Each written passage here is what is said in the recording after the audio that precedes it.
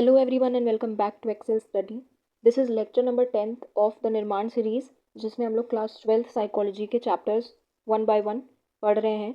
इस सीरीज़ में अभी तक 9 लेक्चर्स ऑलरेडी हो चुके हैं जिसमें हमने 4 चैप्टर्स को कंप्लीट पढ़ लिए हैं, 2 लेक्चर्स ईच, और 5th chapter which is named as therapeutic approaches का भी एक पार्ट हमने कर लिया जिसमें हमने बिहेवियरल थेरेपी तक का पार्ट पढ़ लिया था एनसीईआरटी से। नोट्स के साथ साथ एक्सप्लेनेशन सब कुछ डन है हमारा। टेलीग्राम ग्रुप आप जरूर ज्वाइन कर लीजिए, उस पर मैं पीडीएफ क्लास अपलोड होती है उसके तुरंत बाद पीडीएफ भी मिल जाता है उसमें। उसके साथ साथ बहुत सारे और यूजफुल स्टडी मटेरियल्स भी मिलते हैं, तो टेलीग्राम ग्रुप आप जरूर ज्वाइन कर लीजिएगा।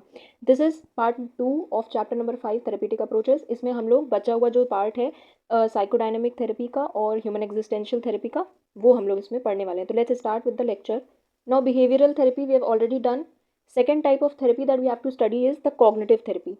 नाउ कॉग्निटिव थेरेपी पढ़ने से पहले आपको ये पता होना चाहिए कि ये थेरेपी तो प्रोवाइड करेगा बट इसका पर्सपेक्टिव क्या है कि क्यों प्रॉब्लम्स होती हैं, और ये सारी चीज़ें हमने ऑलरेडी पहले के चैप्टर में पहले की क्लासेस में पढ़ी हैं। बट फॉर अ रिवीजन हमें समझना होगा कि क्या ये जो जो भी थ्योरी है इसका क्या पर्सपेक्टिव होता है।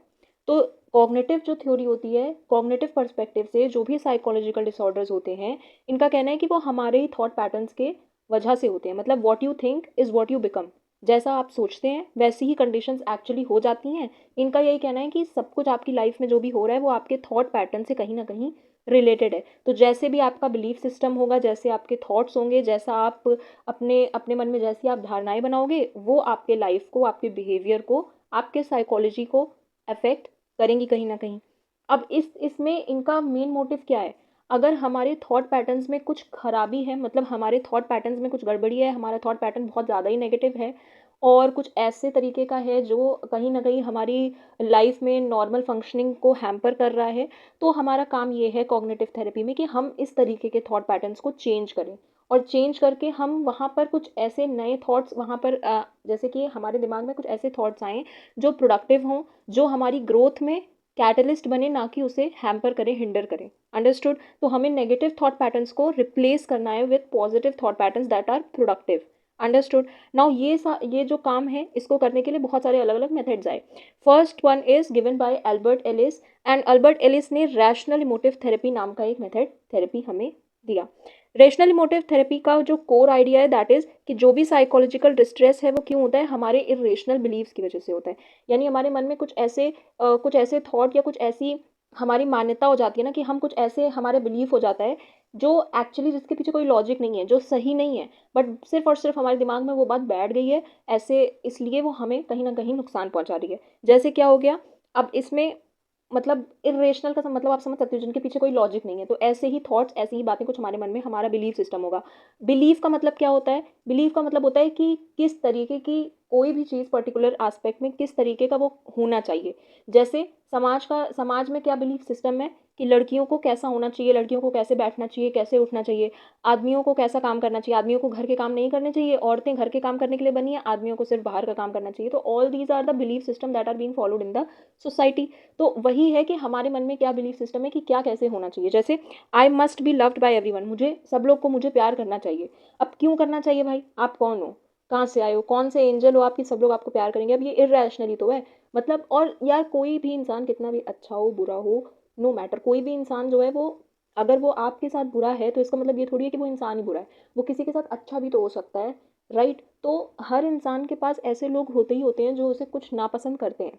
अब ऐसा तो नहीं पॉसिबल हो सकता है कि कोई इंसान ऐसा हो कि जिसे सब प्यार करते हो। इवन सेलिब्रिटीज़ जिनके इतने सारे फैंस होते हैं, तो क्या सब कोई उनके बारे में पॉजिटिव बातें ही करता है? नहीं, बहुत सारे लोग हैं जो उन्हें क्रिटिसाइज भी करते हैं, क्रिटिक्स भी होते हैं। तो there always be some people कि जो आपको नापसंद करेंगे। तो दिस बिलीफ कि सबको मुझे हमेशा प्यार ही करना चाहिए, सबके मन में मेरे लिए पॉजिटिविटी ही हो, ये इरेशनल है, ऐसा पॉसिबल नहीं है, राइट? तो अगर आप ये एक्सपेक्टेशंस लेके, ये बिलीफ लेके जीवन जियोगे तो ऑब्वियस ही बात है आपको प्रॉब्लम होगी, अगर ये बिलीफ जो है वो सही प्रूव नहीं होगा तो।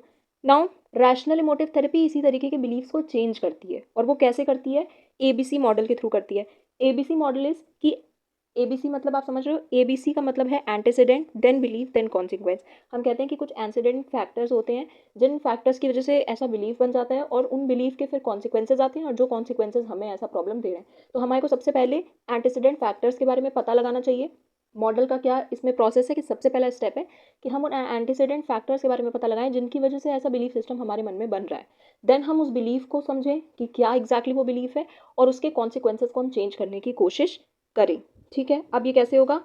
हम आइडेंटिफाई करेंगे इर्रेशनल बिलीव्स को थ्रू इंटरव्यूज एंड क्वेश्चनर्स। जो भी उन लोगों के इर्रेशनल बिलीफ हैं हम उनसे बात करके ही पता लगा सकते हैं। कोई इंसान ही अपनी सोच समझ के बारे में हमें बता सकता है, बिकॉज हम किसी की सोच को नहीं जान सकते हैं अनटिल एंड अनलेस जो हो हमें बताएगा वही हमें सच मानना पड़ेगा।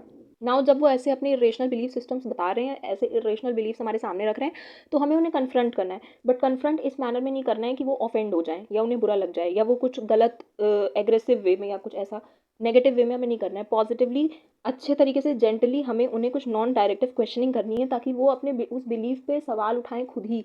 उन्हें शक हो कि यार ये जो कह रहा है यार ये सही तो कह रहा है, इसका मतलब मेरी ये सोच गलत भी हो सकती है। और इस तरीके से जो थेरेपिस्ट है वो क्लाइंट को मदद करता है कि वो अपने लाइफ के बारे में जो उसकी फिलॉसफी है उसको रीस्ट्रक्चर करे, उसमें चेंजेस लाए और उसे इस तरीके का बनाए, इस तरीके से शेप करे कि जो उसकी लाइफ को में इम्प्रूवमेंट लाए, ना कि उसमें और प्रॉब्लम्स क्रिएट करे। राइट, तो इसका आउटकम क्या होगा?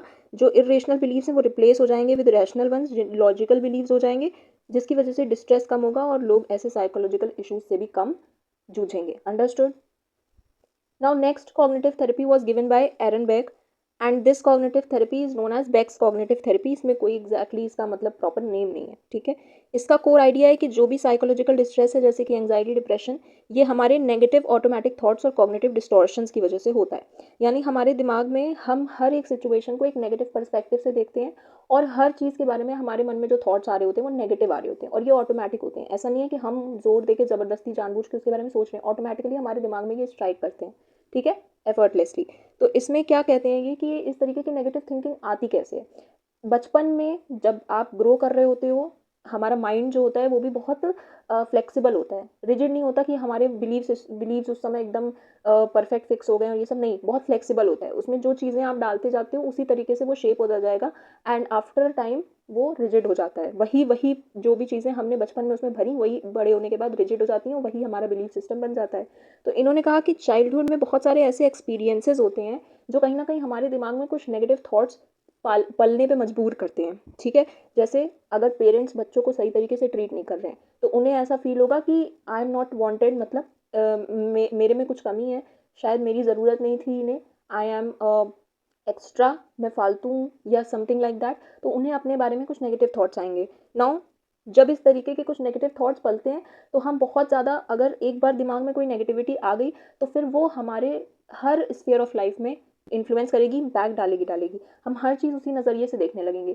हर इंसान का बिहेवियर हमें ऐसा ही लगेगा कि वो कहीं ना कहीं हमें नेग्लेक्ट कर रहा है, कहीं ना कहीं हमें नीचा दिखा रहा है, हमें अनइम्पॉर्टेंट फील करा रहा है। राइट, तो ओवर जनरलाइजेशन होगा, कैटेस्ट्रोफाइजिंग होगा, मतलब हम हर सिचुएशन में इसी तरीके से नेगेटिविटी ढूंढेंगे। अब इसमें प्रोसेस क्या है? इसमें भी हम जेंटल क्वेश्चनिंग का यूज़ करते हैं ताकि लोगों के इस तरीके के डिस्फंक्शनल थॉट्स को हम कन्फ्रंट कर सकें, काउंटर कर सकें। एंड देन ये क्वेश्चंस जो हैं वो क्लाइंट को हेल्प करते हैं अपनी ही थिंकिंग पैटर्न्स में एरर्स निकालने का। उसे ये रियलाइजेशन होता है कि हाँ शायद मेरी जो थिंकिंग पैटर्न्स हैं वो गलत हैं। एंड देन ये रियलाइज़ करने के बाद कॉग्निटिव रिस्ट्रक्चरिंग होती है, यानी उसके थॉट्स में चेंजेस आते हैं और इसकी वजह से उसकी जो भी डिस्ट्रेस है, साइकोलॉजिकल डिस्ट्रेस, वो मिटिगेट हो जाता है, कम हो जाता है, ख़त्म हो जाता है। अंडरस्टूड? तो ये हो गई एरन बेक के द्वारा दी गई therapy. Next kind of therapy is cognitive behavioural therapy. इसमें आप दो नाम देख रहे हो, कॉग्निटिव एंड बिहेवियर, यानी कि ये इंटीग्रेट करता है बिहेवियरल पर्सपेक्टिव को और कॉग्निटिव पर्सपेक्टिव को और दोनों को मिला जुला कर ये थेरेपी बताता है।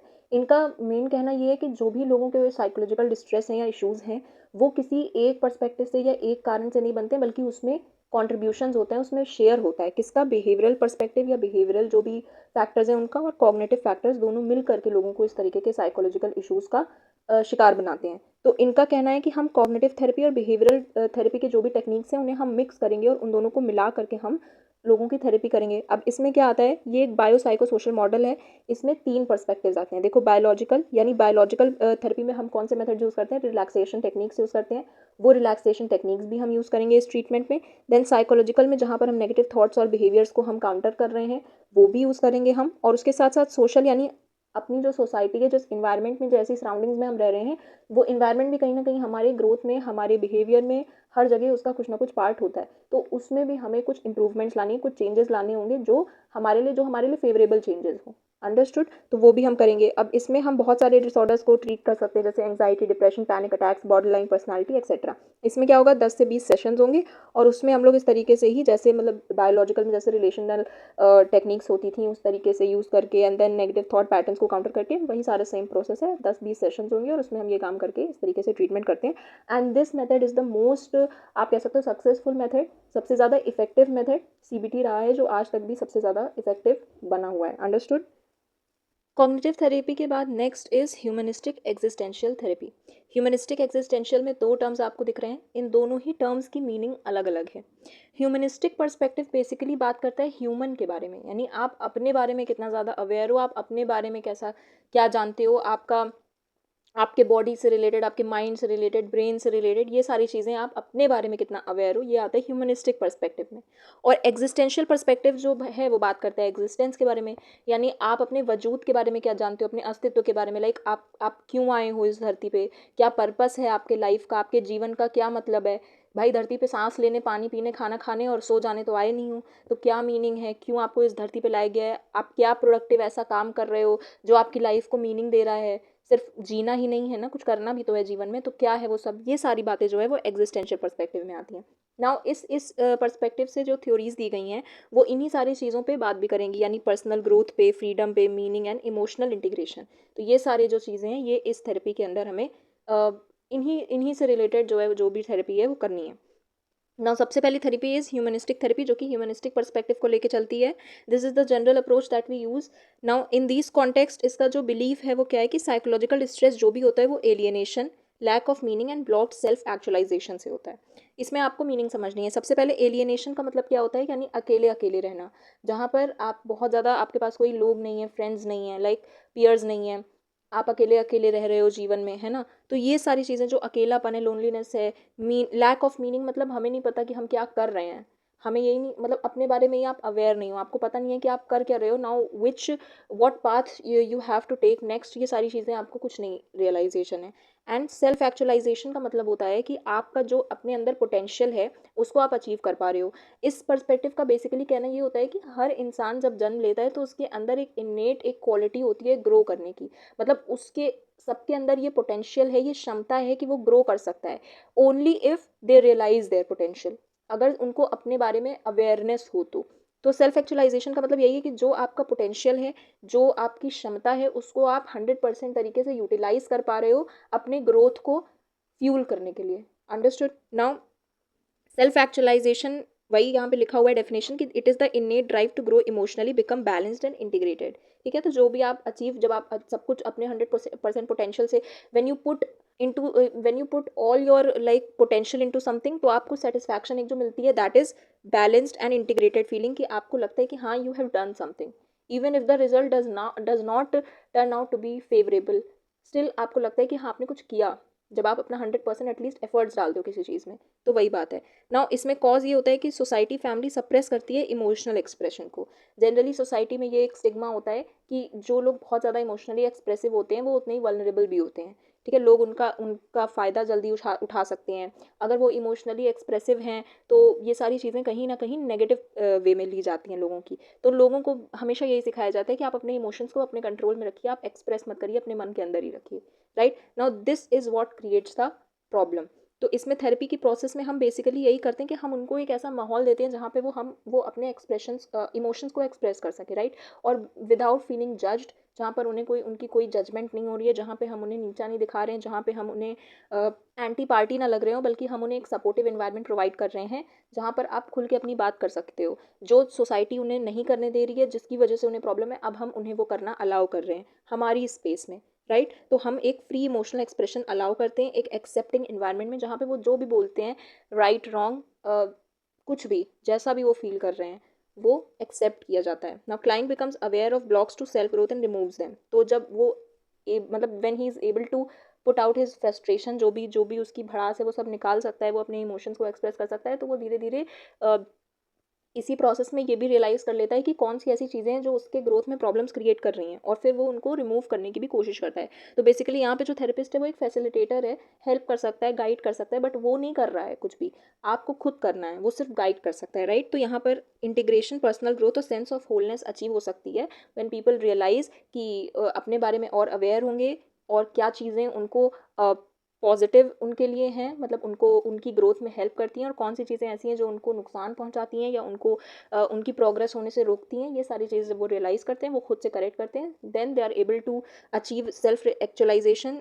और वो इंटीग्रेशन और पर्सनल ग्रोथ भी उनकी बेटर होती है। Understood. Now next one is existential therapy, which is known as logotherapy, and this was given by Viktor Frankl. Existential perspective कहता है कि आपको अपनी एग्जिस्टेंस, अपने वजूद के बारे में, अपने अस्तित्व के बारे में पता होना चाहिए कि what is the meaning of your life, like what is your purpose, आपको क्या करना है, क्या जिंदगी, आपके जीने का, आपकी ज़िंदगी का क्या मतलब है। ये सारी चीज़ें जो है वो एग्जिस्टेंशियल पर्सपेक्टिव कहता है। Now the problem arises when this, जो ज़रूरी है करना वो आप नहीं कर पा रहे हो, like you are not able to understand the meaning of your life, you are not able to find the meaning in life. Understood. तो यहाँ पर मीनिंग मेकिंग में इशू हो जाता है जब कुछ लाइफ में नेगेटिव सर्कमस्टांसेस आते हैं, तो हम बहुत ज़्यादा, मतलब हमारी थॉट पैटर्न्स भी बहुत ज़्यादा बिखर जाते हैं, मतलब हम उनको ऑर्गेनाइज नहीं कर पाते, हम ये नहीं समझ पाते कि अब हमें करना क्या है, या ये जो हो रहा है हम ये रियलाइज़ नहीं कर पाते कि ये जो भी हो रहा है दिस इज़ ऑल्सो एक फेज़ है और ये भी ख़त्म हो जाएगा। तो एग्जिस्टेंशियल थेरेपी का बेसिक फोकस यही होता है कि हम लोगों को ये रियलाइज़ करा पाएँ कि जो भी, चाहे लाइफ में कितनी भी प्रॉब्लम्स हों, जो भी नेगेटिव सर्कमस्टांसेस हैं, वो हर में कहीं ना कहीं कुछ ना कुछ अच्छा छुपा है, सो दैट आप उसकी मीनिंग समझ सको कि ये जो भी हो रहा है ये कहीं ना कहीं आपको, अगर शायद आप गलत रास्ते पे हो तो आपको कोई सही रास्ते पे ले जाने के लिए, या आपको सही चीज़ जो भी होता है वो अच्छे के लिए होता है। ये बात बेसिकली हम एग्जिस्टेंशियल थेरेपी में लोगों को रियलाइज़ कराते हैं, राइट। तो इसमें होगा कि वो डिस्कवर करेंगे पर्सनल मीनिंग एंड रिस्पॉन्सिबिलिटी, अपने लाइफ के बारे में समझेंगे, क्या उनकी मीनिंग है, क्या उनका काम है। और अभी तक की जो भी थेरेपीज़ आपने पढ़ी उसमें हमने ये देखा कि कहीं ना कहीं पास्ट एक्सपीरियंसेस जो कि पास्ट से रिलेटेड होते हैं, उन सब का रोल हमने देखा है, हम हमारे सारे जो भी साइकोलॉजिकल इश्यूज़ फेस करते हैं हम। बट लोगोथेरेपी इज़ वन जिसमें हम प्रेजेंट की बात कर रहे होते हैं, सिर्फ हम पास्ट और फ्यूचर पे उतना एम्फेसिस नहीं देते हैं, हम ज़्यादा ज़ोर देते हैं प्रेजेंट पर, कि प्रेजेंट में आप कैसा फील कर रहे हो अभी यहाँ पर, राइट। तो थेरेपिस्ट जो होता है वो ओपन होता है, वो अपने एक्सपीरियंसेस शेयर करता है लोगों के साथ, ताकि, मतलब जब हम अपने एक्सपीरियंसेस शेयर करेंगे तो लोग उसमें से ये इंस्पिरेशन ले सकते हैं कि कैसे इन्होंने नेविगेट किया अपनी लाइफ को, अपनी लाइफ में जो भी सबकी लाइफ में प्रॉब्लम्स आती हैं, how they navigate through it, how how they come over it. ये सारी चीज़ें जो है वो लोग समझते हैं, and then they realize the meaning of their life. They help the client find meaning regardless of life hardship, मतलब लाइफ में जो भी प्रॉब्लम्स हैं उसको परे रखते हुए हम समझ पाते हैं कि हमें एक्चुअली क्या करना है, और अब हमें आगे क्या हमारा मोटिव होना चाहिए लाइफ में, right. Now next is client centre therapy which was given bye Carl Rogers. इनका बेसिक जो बिलीव था वो ये था कि ह्यूमंस ग्रोथ तभी अचीव कर सकते हैं जब उन्हें फ्रीडम हो अपने चॉइसेस खुद लेने की, अपनी चॉइसेस खुद बनाने की। तो उनके पास फ्रीडम होनी चाहिए कि वो जैसा भी फील करना चाहते हैं, जैसे भी सोचना चाहते हैं, जो भी चॉइसेस लाइफ में लेना चाहते हैं वो सब वो कर सकें।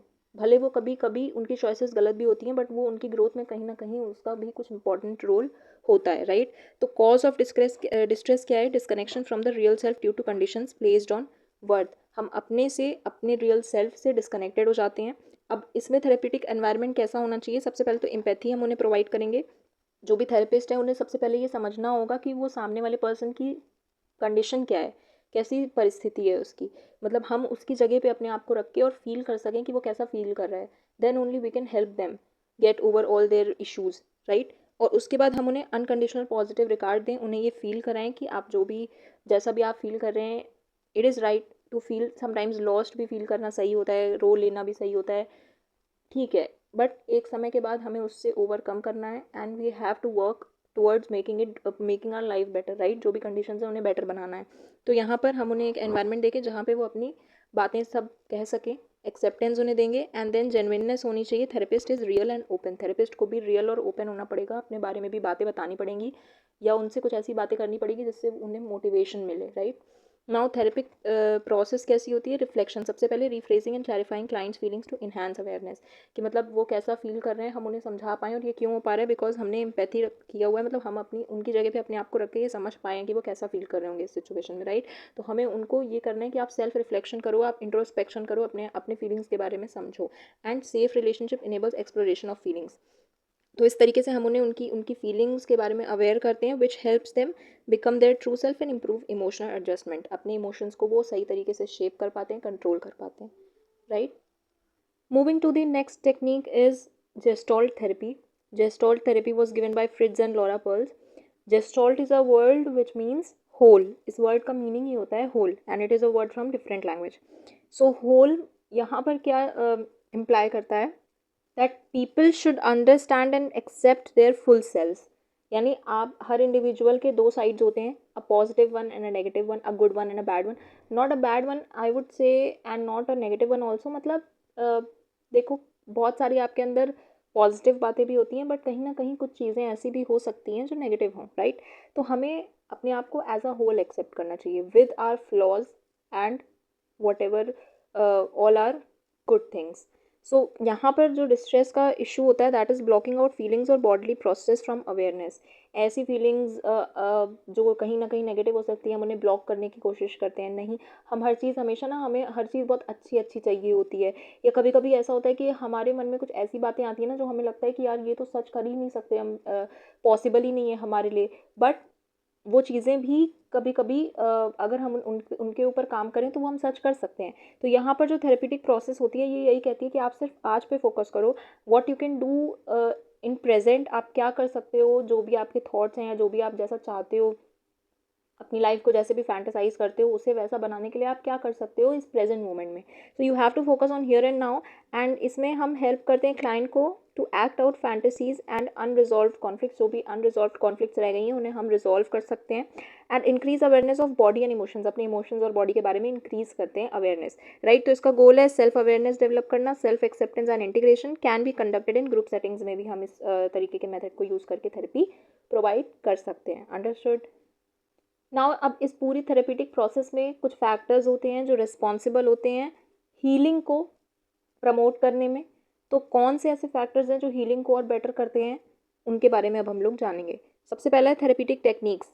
किस तरीके की टेक्निक का सबसे इंपॉर्टेंट यही कि कौन सी टेक्निक, कौन सा मेथड हम यूज़ करते हैं थेरेपी प्रोवाइड करने के लिए। यही सबसे बड़ी चीज़ है कि जो हीलिंग में इन्फ्लुएंस कर सकती है, राइट। जैसे कि सीबीटी या बिहेवियर थेरेपी टेक्निक्स होती हैं, या कॉग्निटिव रिस्ट्रक्चरिंग जो होती है, वो अलग तरीके के मेथड होते हैं। तो किस तरीके का मेथड, देखो, प्रॉब्लम को सही तरीके से समझना, उसके कॉज को समझना, एंड उसके अकॉर्डिंग सही रेलेवेंट थेरेपी मेथड को यूज़ करके, टेक्निक को यूज़ करके थेरेपी करना is the factor that influences healing the most, right. Then next is therapeutic alliance. जो क्लाइंट और थेरेपिस्ट रिलेशनशिप है वो कैसा है, ठीक है, वो भी बहुत ज़्यादा इंपॉर्टेंट होता है। जैसे empathy, warm, trust and consistent availability, ये सारी चीज़ें क्लाइंट को हेल्प करती हैं to feel supported and safe, promoting healing. यानी आप अगर किसी के थेरेपिस्ट हो तो you have to be available to them for 24/7, right. कि मतलब कभी भी उन्हें कोई इशू होता है तो वो आपको रीच आउट कर सकें, आप आपकी आपकी एक्सेस हो उनके पास, right. Then next is catharsis, यानी कि emotional unburdening during early therapy sessions is healing in itself. अगर वो क्लाइंट अपने इमोशंस को, अपनी फ्रस्ट्रेशंस को सारे बाहर निकाल सकता है अर्ली सेशंस में, तो ये बहुत ज़्यादा ही यूज़फुल होता है। Act of expressing and releasing pent up emotions reduces stress. तो अगर जो मन में भड़ास भरी हुई है उसे अगर निकाल सकते हैं तो वो स्ट्रेस को कम करने में बहुत यूज़फुल होता है। नाउ नॉन स्पेसिफिक फैक्टर्स हैं, कुछ ऐसे फैक्टर्स जो सारी थेरेपीज़ में कॉमन होते हैं वो। Then client patient variables. Client patient variable क्या है? Motivation to change, expectation that therapy will help, जो कि क्लाइंट की तरफ से होने चाहिए। क्या कि हमारे अंदर चेंज लाने की मोटिवेशन होनी चाहिए। अगर हम चाहेंगे नहीं, जैसे विल पार एक होती है ना, तो वो विल पार होनी चाहिए कि हम सुधार चाह रहे हैं, हम चाहते हैं इम्प्रूवमेंट अपने इस प्रॉब्लम से, right.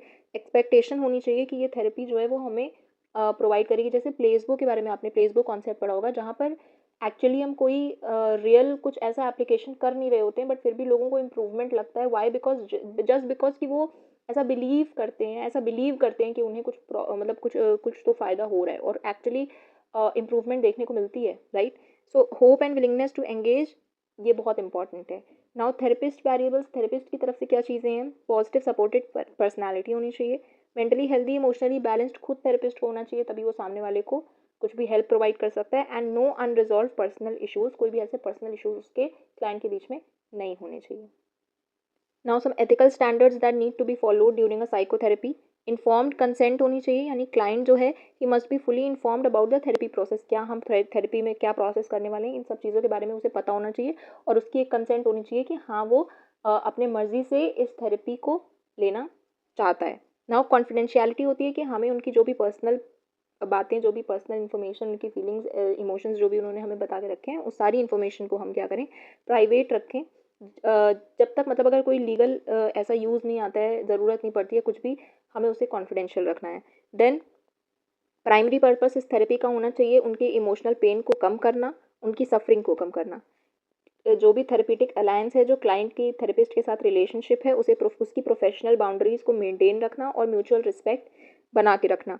Respect for human rights and dignity means कि हर क्लाइंट को फेयरनेस से, इक्वालिटी से और एम्पैथी से ट्रीट करना, यानी किसी की तरफ बायसनेस, कोई भी ऐसी प्रोक्लिविटी नहीं दिखानी है। देन प्रोफेशनल कॉम्पिटेंस का मतलब होता है कि therapist must possess the required qualifications and skills, अच्छी तरीके से ट्रेंड होना चाहिए, and stay updated with developments in the field, जो भी उनकी फील्ड में डेवलपमेंट्स हो रही है उन सब चीज़ों के बारे में, लाइक उसे फुली इन्फॉर्म्ड और सही नॉलेज, सही स्किल, सही ट्रेनिंग उसकी होनी चाहिए। अंडरस्टूड। नाउ ये तो सारे हो गए कि जो जो भी थेरेपीज ट्रीटमेंट्स जो हम प्रोवाइड करते हैं। Now there are some alternative therapies जो डेली लाइफ में या जनरली भी लोग कर सकते हैं, अपने आप से कर सकते हैं, और जिसकी वजह से उन्हें पीस मिलती है, एक रिलैक्सिंग फीलिंग होती है। इसमें क्या क्या आता है? मेडिटेशन, योगा, ये सारी माइंडफुलनेस, ये सारी चीज़ें हमें बताई जाती हैं कि ये हमें कहीं ना कहीं बेटर महसूस कराती हैं, राइट। सो ये कुछ ऐसी नॉन कन्वेंशनल ट्रीटमेंट्स हैं जो कि हम ड्रग थेरेपी या साइकोथेरेपी के साइड में हम कर सकते हैं, सो दैट हमें हमारे साइकोलॉजिकल डिस्ट्रेस से छुटकारा मिल सकता है। क्या है? सबसे पहले योगा। पतंजलि's अष्टांग योगा से ये ओरिजिनेट होता है, और इसमें हम आसन करते हैं, प्राणायाम करते हैं, और कभी कभी दोनों का कॉम्बिनेशन भी होता है। इसका बेनिफिट होता है कि हमारे मूड को इम्प्रूव करेगा, मेंटल फोकस, अटेंशन को बढ़ाएगा, स्ट्रेस टॉलरेंस हमारी इंक्रीज करेगा, insomnia, anxiety, depression, substance abuse, इन सारी प्रॉब्लम्स में हमें हेल्प करता है। Time to sleep and improve sleep quality, हमारे स्लीप क्वालिटी को भी इम्प्रूव करेगा। डेली 30 मिनट प्रैक्टिस हमें चाहिए प्रॉपर गाइडेंस के साथ योगा की, तो ये इतने सारे इसके जो भी बेनिफिट्स हैं ये हमें एक्सपीरियंस कर सकते हैं। देन नेक्स्ट इज सुदर्शन क्रिया योग। इसमें हम रैपिड ब्रीदिंग टेक्निक्स को यूज़ करते हैं हाइपर वेंटिलेशन के लिए। ये लो रिस्क होता है, इसमें रिस्क बहुत कम होता है, लो कॉस्ट भी होता है और इफेक्टिव भी होता है। Stress, PTSD, depression, substance abuse, इन सारी प्रॉब्लम्स में, और रिहैबिलिटेशन ऑफ क्रिमिनल ऑफेंडर्स, उनके लिए भी ये सारी मेथड्स ये यूज़ कर सकते हैं। निम्हांस में रिसर्च हुई थी जिसमें ये कंफर्म हुआ था कि sky reduces depression and stress, तो ये एक एविडेंट मतलब साइंटिफिकली प्रूव्ड मेथड भी है। Next is kundalini yoga. इसमें हम प्राणायाम और मंत्र चैंटिंग दोनों को एक साथ करते हैं। ये इफेक्टिव होता है मेनली ओसीडी को ट्रीट करने के लिए, and this is also supported by research at University of California San Diego, right. Then next is meditation, general form है, आप ब्रीदिंग पे फोकस करते हो, ऑब्जेक्ट और मंत्रा पे फोकस करते हो। Vipassana which is mindfulness based meditation, इसमें कोई फिक्स्ड ऑब्जेक्ट नहीं होता, इसमें हम involves passive observation of thoughts and sensations, हम अपने थॉट्स और सेंसेशंस पे फोकस करते हैं, and helps prevent recurrence of depression, depression बार बार ना हो लोगों को, और इमोशनल प्रोसेसिंग भी उनकी इंप्रूव करता है ये। Understood. Then next topic is बेटा last topic of the chapter which is rehabilitation of the mentally ill. जो मेंटली इल होते हैं उनका रिहैबिलिटेशन करना। रिहैबिलिटेशन क्या होता है? जो भी हमारी लाइफ अब नॉर्मल हो गई है किसी भी कारण से, चाहे वो हमारी फिजिकल किसी इशू से हो रहा हो, मेंटल इशू से हो रहा हो, किसी से भी, उसको वापस से सही रास्ते पे लाना, उसको वापस से अपनी अबनॉर्मैलिटीज़ को नॉर्मल करना, फंक्शनिंग को नॉर्मल करना, बॉडी को नॉर्मल करना, उसे रिहैबिलिटेशन कहते हैं। आपने बहुत बार ये भी सुना होगा, क्रिकेटर्स होते हैं जब उन्हें इंजरी हो जाती है तो वो रिहैब सेंटर्स में रहते हैं ताकि वो उनकी जो भी इशू है उससे वो फिर से नॉर्मल अपनी बॉडी को कर पाए, राइट। तो इसका रोल क्या होता है? रिड्यूस करना सिम्टम्स को, लोगों के क्वालिटी ऑफ लाइफ को इंप्रूव करना, उनकी जो भी फंक्शनल एबिलिटी है, चाहे वो फिजिकल हो चाहे वो मेंटल हो, उसे वापस से सही करना, रिस्टोर करना, and help the person become a productive member of society. Now इसकी ज़रूरत किसे पड़ सकती है? जिनको बहुत ज़्यादा सीवियर मेंटल डिसऑर्डर्स हैं, स्किज़ोफ्रेनिया जैसे, मतलब उनको ज़्यादा ज़रूरत पड़ सकती है। बाकी जिनको माइल्ड इश्यूज़ होते हैं वो तो बाकी सारे थेरेपी से ही सही हो जाते हैं। तो इन पेशेंट्स को नेगेटिव सिम्टम्स बहुत ज़्यादा होते हैं, जैसे डिसइंटरेस्ट, लैक ऑफ मोटिवेशन, तो ये सारी चीज़ें सही करने के लिए उन्हें रिहैब सेंटर्स में जाना या रिहैबिलिटेशन प्रैक्टिस करना इंपॉर्टेंट हो जाता है। Difficulty with work, relationships and daily functioning, ये सारी प्रॉब्लम से ये हमें छुटकारा दिला सकता है। नाउ इन रिहैब सेंटर्स में या ये रिहैबिलिटेशन की जो भी प्रोसेस है इसमें किस किस तरीके की क्या क्या थेरेपीज़ दी जाती हैं। पहला है ऑक्यूपेशनल थेरेपी। इसमें हम लोगों को कुछ प्रैक्टिकल स्किल सिखाते हैं जैसे कैंडल मेकिंग, वीविंग, ताकि वो एक वर्क हैबिट उनके अंदर बिल्ड हो और वो उसमें बिजी रहें, सो दैट वो जो भी प्रॉब्लम्स हैं थोड़ी बहुत उससे अपने आप को डिस्ट्रैक्ट करके कुछ प्रोडक्टिव करने में अपने आप को इन्वेस्ट करें, right. Then social skills training, हम लोगों को सोशल स्किल्स सिखाते हैं कैसे वो इंटरेक्ट कर सकते हैं दूसरों के साथ, अपने खुद के साथ, through role play and imitation, इन सारे मेथड से, ठीक है। कॉग्निटिव रीट्रेनिंग क्या होता है, हम उनके बेसिक ब्रेन फंक्शन जैसे कि अटेंशन, मेमोरी, एग्जीक्यूटिव फंक्शनिंग, इन सारे को इम्प्रूव करने के लिए कुछ भी टेक्निक्स, कुछ भी एक्टिविटीज़ यूज़ करते हैं, सो दैट ये सारी चीज़ें इन्हांस हों। एंड देन वोकेशनल ट्रेनिंग भी मिलती है उन्हें, जहाँ पे हम जॉब स्किल्स सिखाते हैं उन्हें, ताकि उन्हें एम्प्लॉयमेंट में मदद मिले, जैसे ही उनकी जो भी प्रॉब्लम है उससे वो इम्प्रूवमेंट उन्हें देखने को मिले, तो उनके एम्प्लॉयमेंट के लिए भी चांसेस बने। Understood? Okay, so this was all about the chapter number 5th which is therapeutic approaches. अब इस चैप्टर के बाद 7th चैप्टर स्टार्ट होगा, वो हम लोग नेक्स्ट लेक्चर में करेंगे, which will be the 11th lecture. अभी तक इतना तो मतलब आधे से ज़्यादा सिलेबस हमारा ऑलरेडी कंप्लीट हो गया है। Once the syllabus is complete will move forward to practising questions and MCQs and जो भी questions exam sample papers and all, right. So I hope this is helpful, ये सीरीज़ आपको help कर रही होगी। इफ़ येस तो please do like, share and subscribe to my channel. Comment में अपना फीडबैक ज़रूर दीजिएगा। मिलते हैं नेक्स्ट क्लास में, तब तक के लिए bye bye. Telegram channel join कर लेना, ये यूज़र नेम डालकर भी कर सकते हो और लिंक भी दी हुई है डिस्क्रिप्शन बॉक्स में, तो वहाँ से भी कर सकते हो। Okay, thank you.